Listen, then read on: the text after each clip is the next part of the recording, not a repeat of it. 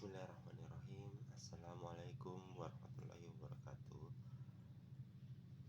Pada kesempatan kali ini saya akan membawakan materi mengenai metalurgi serbuk.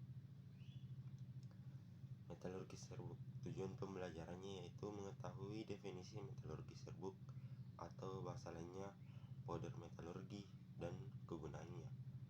2. Mengetahui proses metalurgi serbuk.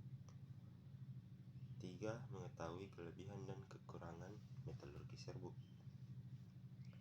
Yang pertama, definisi metalurgi serbuk atau kata lainnya MS merupakan proses pembentukan benda kerja komersial baik yang jadi ataupun setengah jadi dari serbuk logam, di mana serbuk tersebut ditekan di dalam cetakan atau mold dan dipanaskan di bawah temperatur leleh serbuk. Metalurgi serbuk kompetitif dengan proses manufaktur lainnya seperti casing atau cor, forging atau tumpah, dan pemesinan.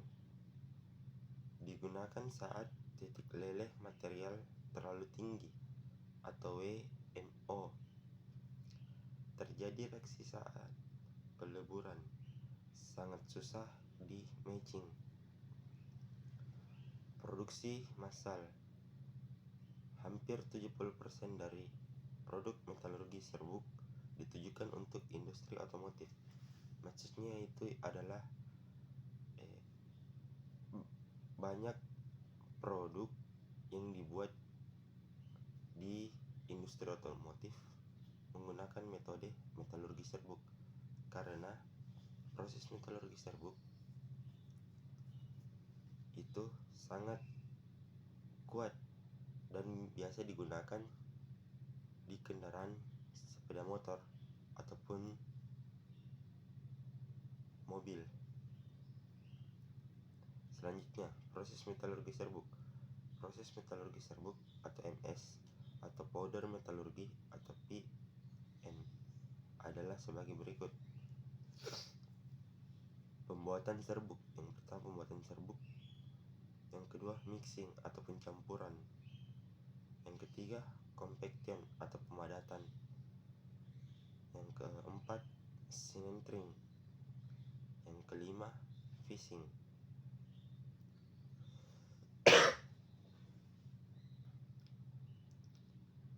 Pembuatan serbuk. Secara umum, serbuk logam tidak dihasilkan oleh pabrik yang sama dengan pabrik pembuatan komponen dengan metalurgi serbuk. Semua jenis logam dapat diubah ke dalam bentuk serbuk.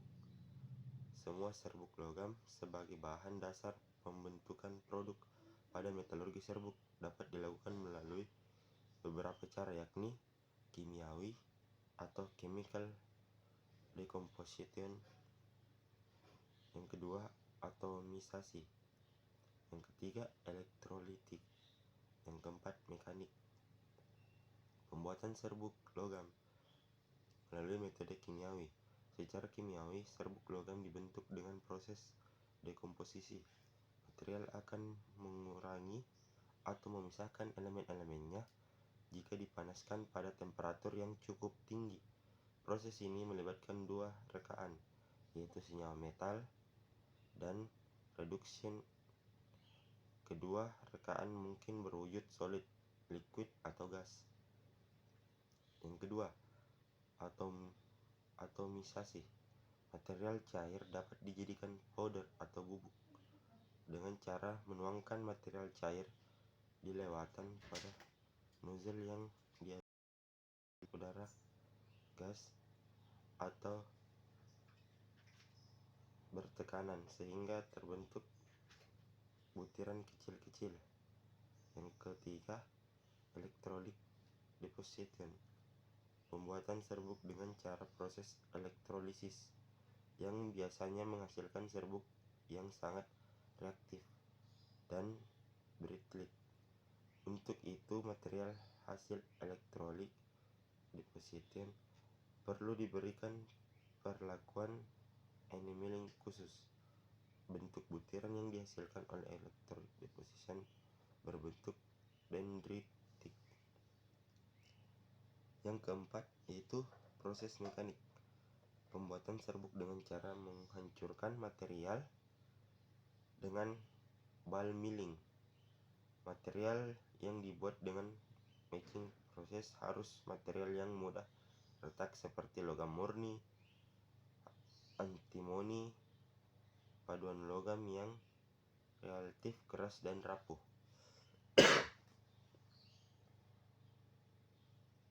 Kemudian sifat-sifat serbuk logam. Mampu alir merupakan karakteristik yang menggambarkan alir serbuk dan kemampuan memenuhi ruang cetak. Sifat kimiawi terutama menyangkut kemurnian serbuk, jumlah oksida yang diperoleh, dan kadar elemen lainnya. Pada metalurgi serbuk diharapkan tidak terjadi reaksi kimia di antara matrik dan penguat. Kompresitibilitas adalah perbandingan volume serbuk dengan volume benda yang ditekan. Nilai benda yang dipengaruhi oleh distribusi ukuran dan butiran. Yang keempat, berat jenis curah. Berat jenis curah atau berat jenis serbuk ditanyakan dalam kilogram per meter kubik. Ya, begitulah penjelasan singkat saya tentang metode metalurgi serbuk. Semoga bisa dimengerti. Sekian, wassalamualaikum warahmatullahi wabarakatuh.